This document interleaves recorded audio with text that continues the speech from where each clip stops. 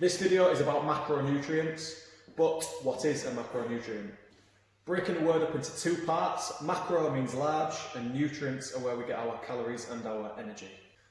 Altogether, macronutrients are made up of carbohydrates, protein and fat. These macronutrients are the nutrients that we need in the largest amounts. But let's look into each macronutrient a little bit further. First up, we have carbohydrates. Carbohydrates are where we get our main source of energy and fuel from. Carbohydrates can get a bit of a bad rep. The reason behind this is because they can be very easily overconsumed. That doesn't mean carbohydrates are bad. There are two types of carbohydrates, a simple carbohydrate and a complex carbohydrate. Let's see what the difference is between the two. Simple carbohydrates are the ones that we can easily overconsume. These are the carbohydrates that contain 1 to 2 sugar molecules within them. This is a fast-acting carbohydrate, so as soon as we consume them, the chances are we're going to burn them off as energy rather quickly due to the sugar content within them. An example of a simple carbohydrate could be chocolate, sweets, cookies, you know the score. Complex carbohydrates are made up of a string of molecules, which means they digest at a much slower rate, which means our energy is prolonged for a longer duration of time.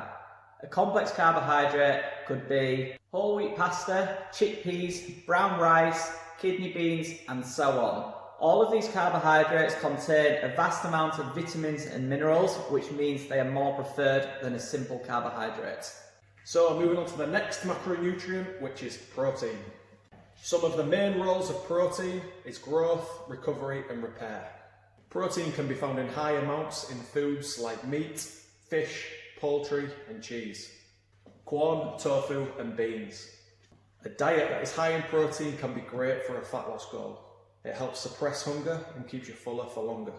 And finally, our third macronutrient is fat. Fat also gets a bad rep because it's the most condensed macronutrient, which means it contains the most amount of calories. However, it is also essential.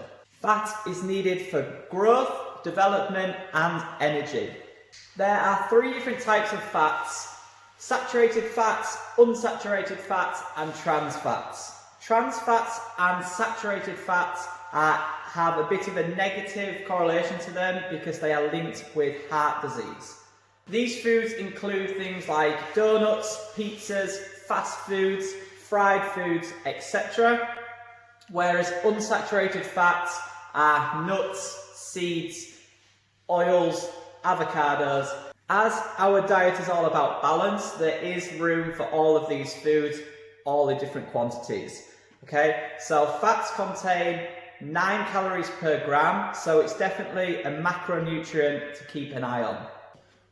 So there are your 3 macronutrients: carbohydrates, protein and fats.